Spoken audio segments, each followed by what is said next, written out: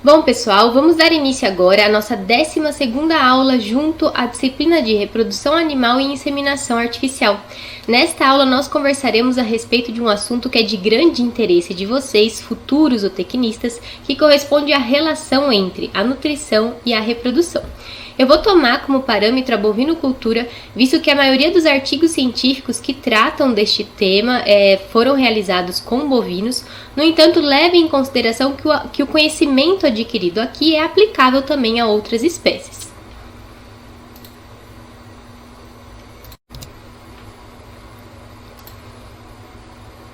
Então, bora lá! Como vocês bem sabem, a eficiência reprodutiva está diretamente relacionada com a produtividade e consequente lucratividade de um rebanho, de um plantel, ou seja, de uma criação. A eficiência reprodutiva ela pode ser avaliada numa propriedade através de inúmeros indicadores ou técnicos. Então, nós temos a idade à puberdade, consequentemente a idade ao primeiro parto, o intervalo parto-concepção, o número de serviços que corresponde à média obtida entre a quantidade de coberturas e inseminações realizadas sobre o número de vacas gestantes, taxa de concepção e intervalo entre partos. Vale ressaltar, no entanto, que todos esses indicadores ou técnicos sofrem interferências de inúmeros fatores. Então, a eficiência reprodutiva ela vai sofrer influência da nutrição, da sanidade do rebanho, do manejo, do clima, ou seja, do bem-estar, que nós já discutimos numa aula específica sobre o efeito do estresse na reprodução, da genética e até mesmo de aspectos relacionados à gestão da propriedade.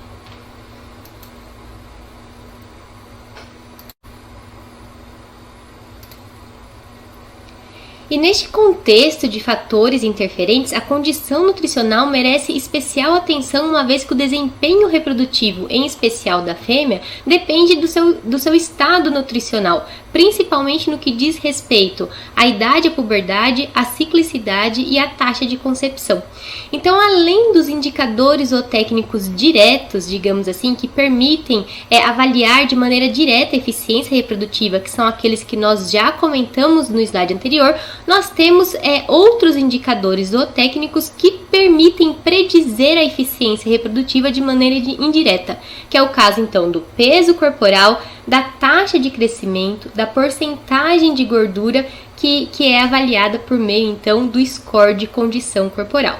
Então todos esses indicadores eles nos permitem avaliar, conhecer o estado nutricional daquela fêmea e consequentemente predizer a sua eficiência reprodutiva.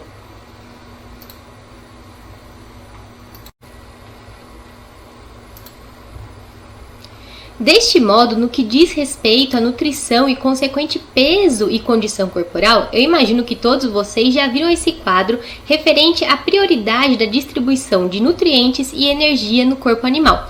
Então, observem que as funções reprodutivas, caracterizadas em especial pela manutenção da ciclicidade e início da gestação, são funções de baixa prioridade. Isso quer dizer que a demanda energética para essas funções só será atendida quando a demanda por energia e nutrientes para manutenção, para crescimento, para lactação e para reserva corporal forem devidamente atendidas. Então, observem que a prioridade por nutrientes e energia varia entre órgãos e também varia de acordo com o estado fisiológico da fêmea.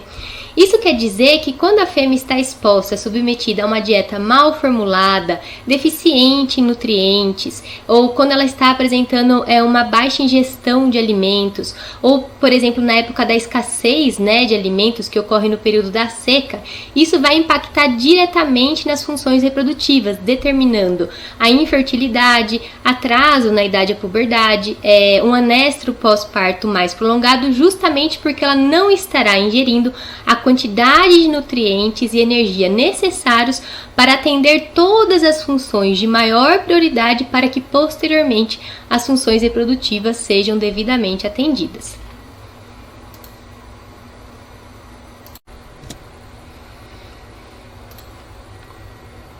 Observem, portanto, que a exigência nutricional ela varia não somente entre órgãos, sistemas do corpo animal, mas também de acordo com o estado fisiológico da fêmea, ou seja, a categoria da fêmea, sendo maior nas primíparas, que são aquelas que pariram seu primeiro filhote e, portanto, demandam mais energia para finalizar seu crescimento e para a lactação, além da mantença e reprodução, seguida pelas multíparas com bezerro ao pé que demandam energia para lactação, mantença e reprodução, e por último a vaca solteira, né? O que é a vaca solteira? É aquela vaca que muito provavelmente não emprenhou na última estação de monta e que portanto não está com o bezerro ao pé. Devido a isso, o seu requerimento energético é menor do que as outras categorias de fêmea. Então, a presença do bezerro ao pé acaba exigindo realmente da fêmea mais energia, mais nutriente e interferindo, portanto, nas suas funções reprodutivas. Nesse sentido, uma prática comum realizada na bovinocultura é a desmama precoce, que consiste em desmamar o bezerro precocemente com em torno de 60 a 90 dias, enquanto que no método convencional esse bezerro seria desmamado em torno de 6 a 8 meses. Então, isso vai reduzir o estresse da amamentação, né? O efeito, o bloqueio, que é realizado pela secreção dos opioides endógenos decorrente da amamentação no eixo hipotalâmico, hipofisário gonadal. Então, o desmame remove esse estresse da amamentação e também reduz o requerimento energético nutricional da fêmea para a lactação, fazendo então com que ela recupere a sua condição corporal mais rápido e volte a ciclar mais rápido após o parto. Vale ressaltar, no entanto, que esse desmame, essa prática do desmame precoce requer mais investimento, uma vez que vai ser importante suplementar esse bezerro desmamado com uma ração adequada, certo? Até esse bezerro alcançar por volta de 6 a 7 meses, quando ele estará então adaptado à pastagem. Aqui uma informação adicional a respeito das vacas solteiras, né? O que fazer com essa categoria? Então, vocês podem manter essa vaca no rebanho até a próxima estação reprodutiva ou vender e substituí-la por outra matriz. Aí, o que compensa vai depender, vocês vão ter que colocar o custo na ponta do papel. Então, vocês vão ter que levar em consideração quanto custa manter essa fêmea no rebanho até a próxima estação reprodutiva e qual que é o preço, né, o valor no mercado atual para uma fêmea descartada por problemas reprodutivos. Obviamente que vão haver situações, né, condições climáticas, por exemplo, que vão facilitar essa escolha. Por exemplo, na época da seca, manter um grande número de vacas solteiras passando pelo período da seca, ele é mais difícil, vai requerer mais investimento. Então, é preferível que essa fêmea seja vendida. Agora, se você tiver uma grande proporção do seu rebanho como vacas solteiras, né, em torno de 20 a 30%, é difícil você descartar essa grande quantidade de fêmeas do rebanho num único momento. Então, daí é necessário avaliar caso a caso, fêmea a fêmea. Então, avaliar o seu potencial genético, o seu histórico reprodutivo, a sua condição corporal para verificar se compensa, qual fêmea que compensa ser mantida no rebanho até a próxima estação reprodutiva e qual fêmea que compensa ser descartada.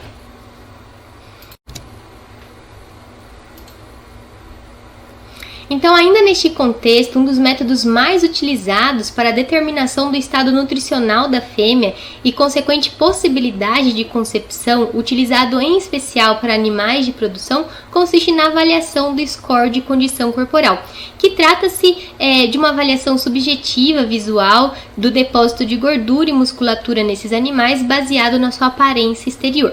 Então, em gado de corte, geralmente utiliza-se uma escala de 1 a 9, sendo o mínimo ideal para a manutenção da ciclicidade 4 e o ideal para os programas, para boas taxas de concepção em programas de ATF, 5. Enquanto que para gado de leite, geralmente utiliza-se a escala de 1 a 5, sendo o mínimo necessário, né, para a manutenção da ciclicidade, variando de 2 a 2,5 e o ideal em torno de 3.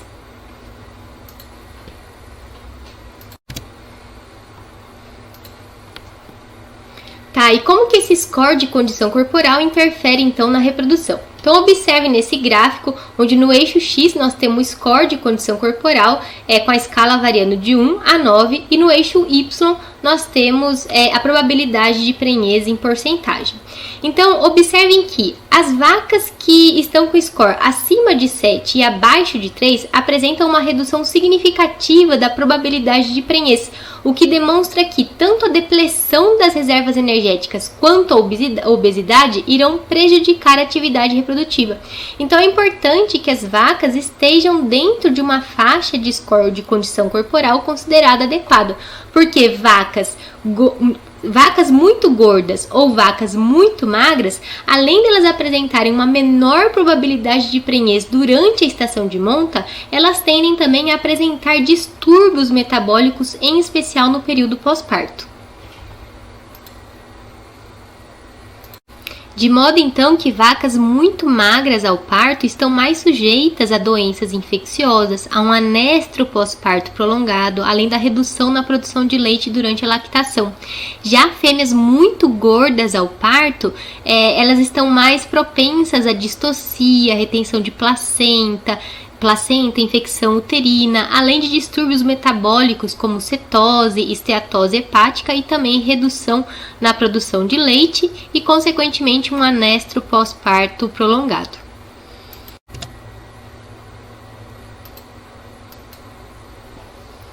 Agora, no que diz respeito ao período pós-parto, os autores são unânimes em afirmar que a condição corporal da fêmea ao parto é fundamental na determinação da duração do anestro pós-parto. Então, para gado de corte, conforme vocês podem observar neste gráfico, no qual no eixo X nós temos os dias pós-parto e no eixo Y nós temos a porcentagem de vacas ciclando. Então, para gado de corte, recomenda-se que as fêmeas alcancem o parto com score de condição corporal um pouco acima do ideal. Se o ideal é em torno de 4 e 5, é desejável então que elas alcancem o parto com score em torno de 5 a 6. Porque vacas, no caso de gado de corte, vacas que parem com score de condição corporal um pouco mais elevado, elas tendem a apresentar um período de anestro pós-parto menor, tendem a emprenhar mais cedo na estação de monta, resultando assim no intervalo entre gestação menor. Mas leve em consideração que aqui eu estou falando do score de condição corporal um pouco mais elevado do que o ideal, dentro, obviamente, de um limite. Por quê? Na escala que vai de 1 a 9 para gado de corte, fêmeas com score de condição corporal acima de 7 são consideradas fêmeas obesas e, portanto, elas vão ter prejuízos à sua função reprodutiva.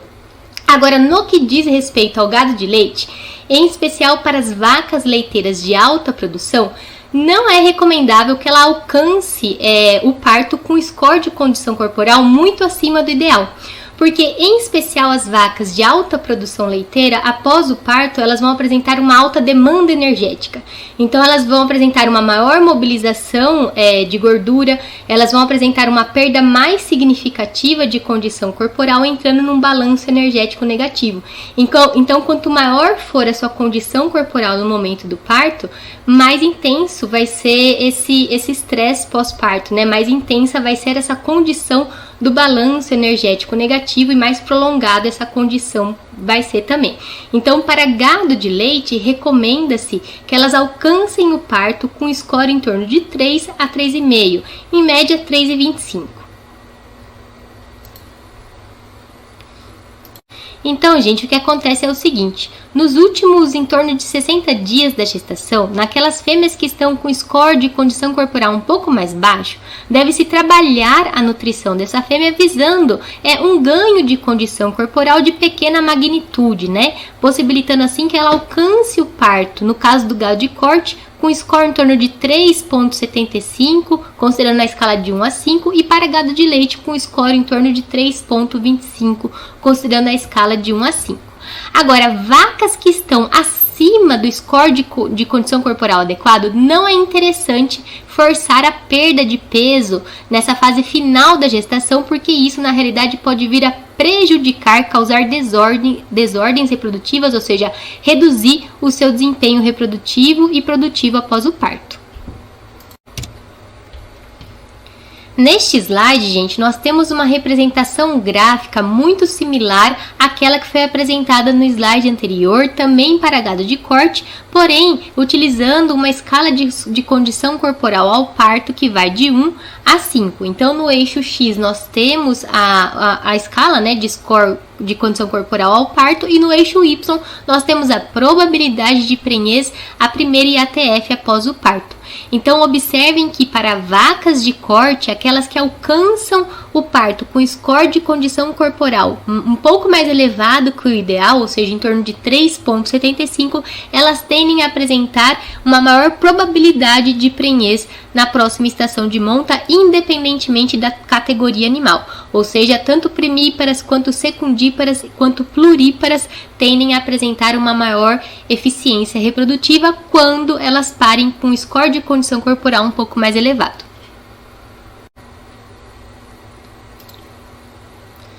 Então, notem que, embora este gráfico faça referência a gado de corte, tanto para gado de corte quanto para gado de leite, mais do que o score de condição corporal ao parto, o que vai determinar o retorno mais acelerado à ciclicidade e a severidade do balanço energético negativo será a intensidade da perda de condição corporal após o parto. Então, é importante dispor de estratégias nutricionais para impedir que a fêmea após o parto apresente uma perda severa de condição corporal. Então, observe, quanto menor a perda de condição corporal, o quanto antes dessa fêmea volta a ciclar após o parto. Considera-se uma perda moderada de score corporal em torno de meio a 1 ponto e deve-se dispor de um manejo nutricional que impeça que essa fêmea tenha uma perda de condição corporal acima de 1 ponto, que vai ser considerado severo e vai prejudicar então suas funções reprodutivas. Então, resumindo, quanto menor a perda de condição corporal após o parto, menor será a severidade e a duração do balanço energético negativo, mais rápida será a retomada da ciclicidade e, consequentemente, a prenhez dessa fêmea na estação de monta, reduzindo assim o intervalo entre gestações. Tá, mas do que se trata esse balanço energético negativo que eu citei anteriormente? Bom, eu imagino que vocês já estudaram em detalhes esse assunto em outras disciplinas, então eu apenas vou relembrar alguns aspectos. Então, as fêmeas, elas tendem a entrar em balanço energético negativo, em especial no período pós-parto, devido à redução da ingestão de alimentos e ao início da lactação, que demanda mais energia. Então, essa situação faz com que a fêmea entre num quadro de hipoglicemia e, para atender os seus requerimentos nutricionais, energéticos, começa a ocorrer a mobilização de gordura corporal, de reserva corporal. Consequentemente, essa fêmea vai apresentar perda de peso, perda de condição corporal, e isso vai interferir diretamente na função reprodutiva, com um anestro mais prolongado. Então, quanto mais severo, for esse balanço energético negativo, maiores serão os prejuízos para a função reprodutiva. E essa severidade do balanço energético negativo estará na dependência da condição de score corporal com a qual a fêmea alcança o parto. Então, ele vai ser mais intenso naquelas fêmeas que estão muito magras ou muito gordas no momento do parto. É mais intenso também nas fêmeas que estão em crescimento e nas vacas que apresentam uma alta produção leiteira. Devido, obviamente, ao maior requerimento, à maior demanda energética.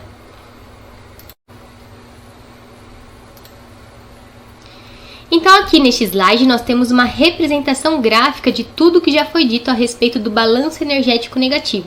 Então, o que acontece é o seguinte: após o parto, o consumo de matéria seca, de nutrientes, não é suficiente para atender a demanda energética elevada da fêmea em virtude do início da lactação. Então, nós teremos um quadro de hipoglicemia. Em decorrência dessa hipoglicemia, também teremos níveis mais baixos de insulina circulante, resultando numa mobilização das reservas corporais, ou seja, mobilização da gordura com o intuito de fornecer energia para o organismo, com consequente produção de corpos cetônicos. No entanto, essa energia nesse momento ela vai ser direcionada primeiramente para os órgãos vitais, para os tecidos e órgãos de maior prioridade, então que são os órgãos vitais para a mantença e também para a glândula mamária, visto que a fêmea nesse momento encontra-se em lactação. Então, quanto mais severa for a perda de condição corporal após o parto, mais intenso, mais severo também será o balanço energético negativo. E essa situação ela é ainda mais marcante, ou seja, o balanço energético negativo ele é ainda mais severo nas fêmeas que são primíparas, uma vez que elas ainda demandam energia não somente para a lactação, como também para finalizar o seu crescimento. Vale ressaltar ainda que o balanço energético negativo ele é transitório, né? Conforme a fêmea consegue aumentar o seu consumo, recuperar sua condição corporal, ocorre uma reversão, né? Uma conversão do balanço energético negativo para positivo. E é a partir desse momento, então, que ela consegue retomar a sua ciclicidade, uma vez que a partir desse momento que ela vai ter energia sobrando, digamos assim, para as funções reprodutivas. Por isso que, quanto menor for a perda de condição corporal após o parto, mais rápido ela consegue reverter, né? O organismo da fêmea consegue reverter essa situação e retomar a ciclicidade, ou seja, mais curto será o anestro pós-parto nesse caso.